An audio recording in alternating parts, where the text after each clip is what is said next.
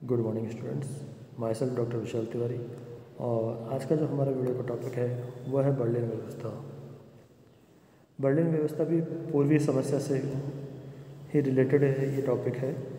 और इससे पहले हम लोगों ने क्रीमिया का युद्ध वगैरह देखा था।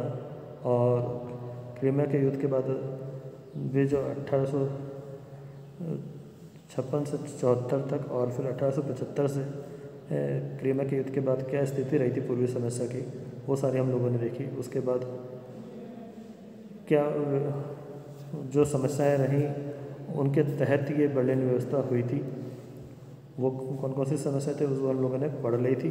अब ये बर्लिन व्यवस्था में क्या क्या हुआ है वो इस वीडियो में हम लोग देखेंगे। तो स्टार्ट करते हैं बर्लिन व्यवस्था।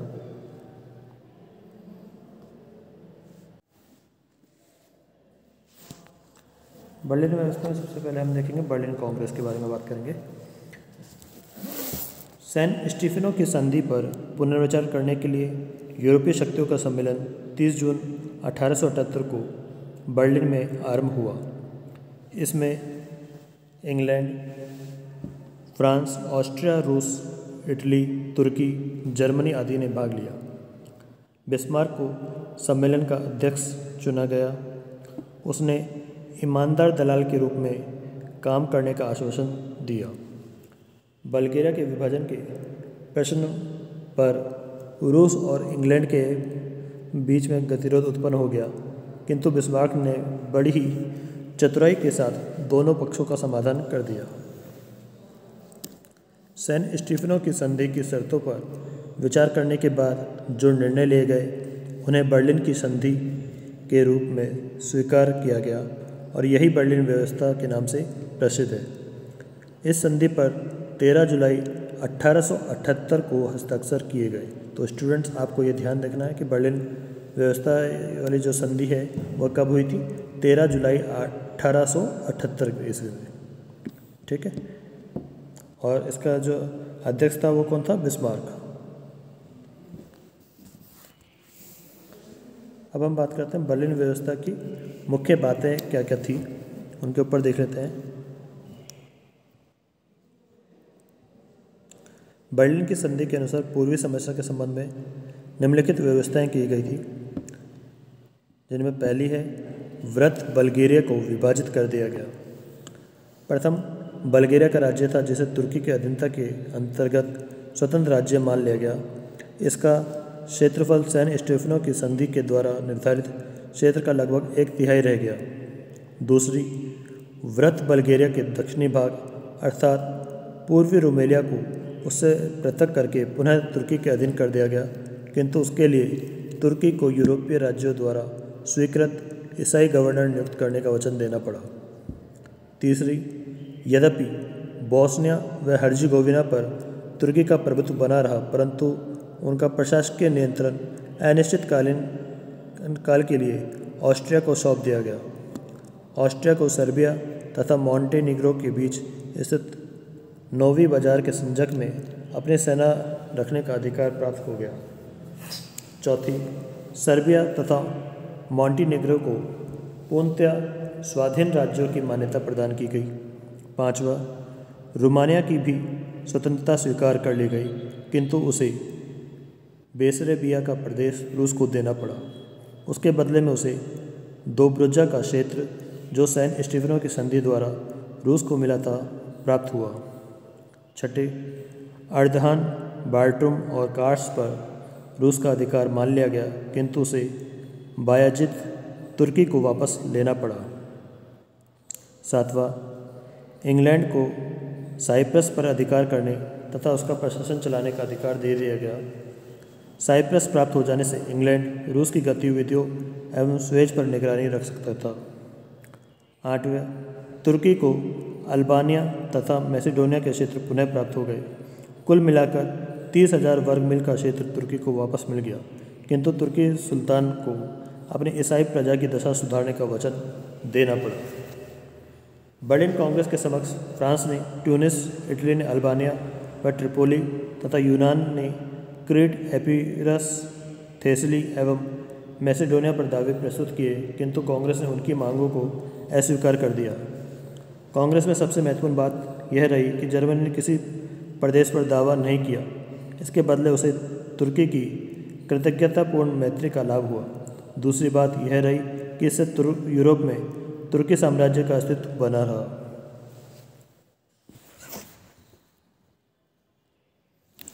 अब हम बात करते हैं बर्लिन व्यवस्था की समीक्षा। विश्व राजनीति के आधुनिक इतिहास में बर्लिन व्यवस्था का महत्वपूर्ण स्थान है। पूर्वी समस्या जैसे जटिल गुत्थी को सुलझाने की दिशा में यह एक महत्वपूर्ण कदम था, किंतु अनेक कारणों से बर्लिन कांग्रेस अपने उद्देश्यों में सफलता प्राप्त नहीं कर सकी।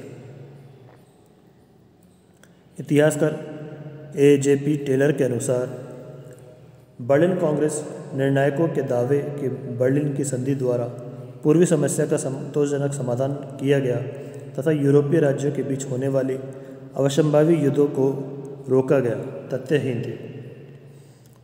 वे कहते हैं कि संभावना तो कांग्रेस के पहले ही उस समय समाप्त हो गई थी जबकि रूसी सेनाएं कुस्तुनतुनिया पर अधिकार करने से हिचकिचा रही थी।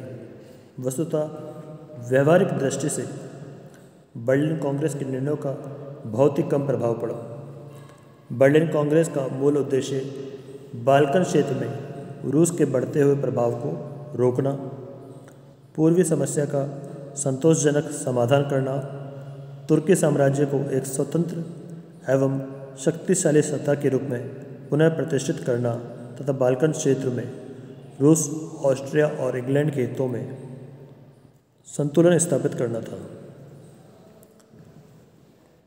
बर्लिन कांग्रेस के निर्णयों से बाल्कन क्षेत्र में रूस के प्रभाव को समाप्त कर दिया गया तथा तुर्की साम्राज्य को सैन स्टेफेनो की संधि द्वारा मृतप्राय हो चुका था, जो कि उसे नवजीवन प्रदान किया गया।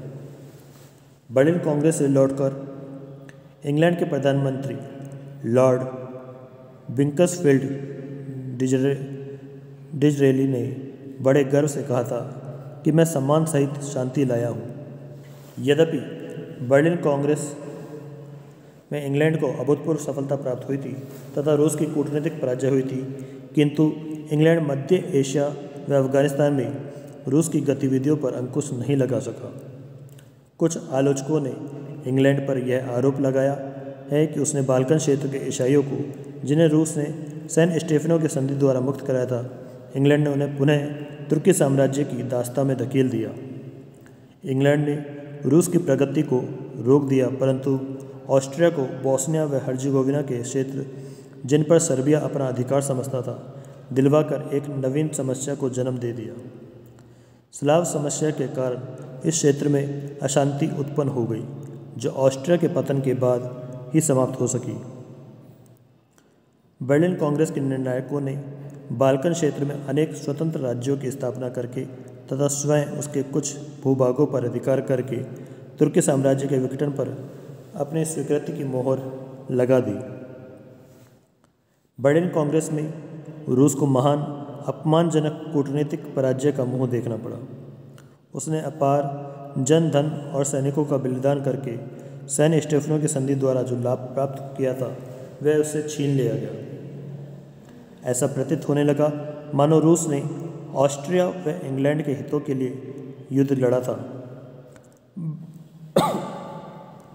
बर्लिन कांग्रेस ने रूस की प्रतिष्ठा को ध्वस्त कर दिया, जिससे सर्वस्लाववादी विचारधारा को भी ठेस पहुंची। एक तरफ यदि रूस की पराजय हुई तो दूसरी ओर ऑस्ट्रिया को भी पूर्ण सफलता नहीं मिल सकी। एंड्रासी तुर्की की अखंडता को सुरक्षित करना चाहता था, किंतु तुर्की के पतन को रोकना संभव नहीं था।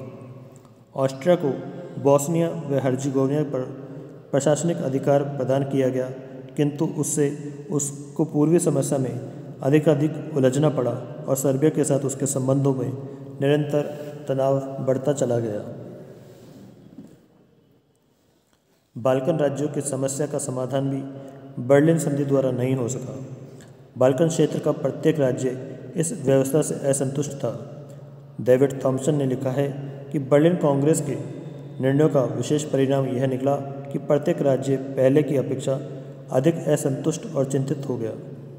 व्रत बल्गेरिया का विभाजन सर्वथा अस्वाभाविक था, क्योंकि बल्गेरिया व पूर्वी रूमेलिया के लोग एक ही जाति और एक ही भाषा बोलने वाले थे। अतः उनके विभाजन से बल्गर जाति की एकता और राष्ट्रीयता की भावना को ठेस पहुंची।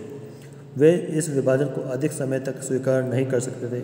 अतः 1885 में बर्लिन संधि के विरुद्ध दोनों राज्यों का एकीकरण हो गया, जिससे यूरोप में गंभीर समस्या उत्पन्न हो गई। मैसेडोनिया को पुनः तुर्की के आधिपत्य में देना भी भारी भूल थी। यहाँ की ईसाई जनता तुर्क अधिकारियों के अत्याचारों के कारण कभी सुखी जीवन व्यतीत नहीं कर सकी और कुछ ही समय बाद उन्होंने तुर्की के विरुद्ध विद्रोह कर दिया। अंत में उसी के कारण 1912 का बाल्कन युद्ध हुआ। रोमानिया से बेसरेबिया का उपजाऊ क्षेत्र लेकर दोब्रुजा का अनुपजाऊ क्षेत्र देकर उसके साथ भी न्यायोचित व्यवहार नहीं किया। रोमानिया के नेता रूस की कृतज्ञता को कभी नहीं भुला सके तथा यूरोपीय शक्तियों से उसका विश्वास उठ गया। बर्लिन व्यवस्था द्वारा दक्षिणी स्लाव राज्यों को भी बड़ी निराशा हुई, क्योंकि इससे स्लाव एकता खंडित हो गई, जिसके कारण बाल्कन क्षेत्र में नई समस्याएं उत्पन्न हो गई।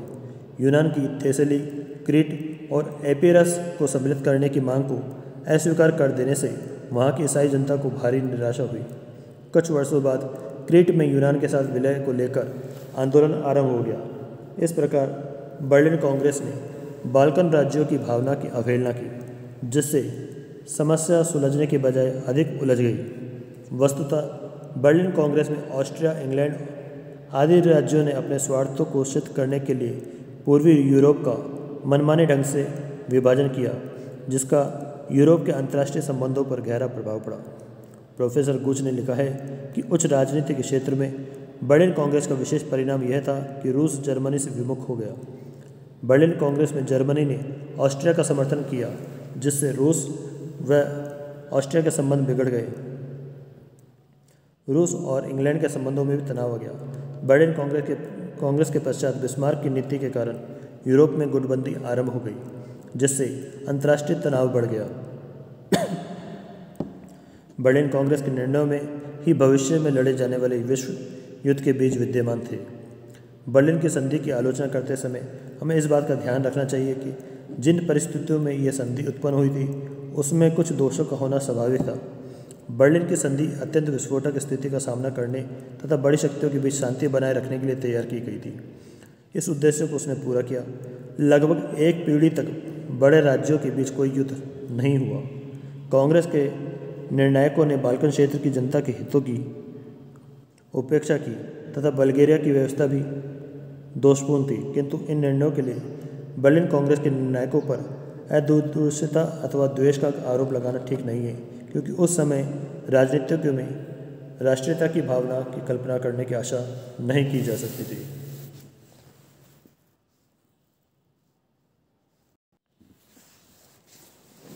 तो इस तरह से इस वीडियो में हम लोगों ने बर्लिन व्यवस्था के बारे में जाना कि किस तरीके से उसने उस समय जो संकट उत्पन्न हुआ था उसको रोका, लेकिन इसमें काफ़ी दोष रहे जिनका जाकर आगे बाल्कन युद्ध में परिणति के रूप में हुआ। और आगे की वीडियो में, नेक्स्ट वीडियो में हम लोग बाल्कन युद्ध के बारे में पढ़ेंगे।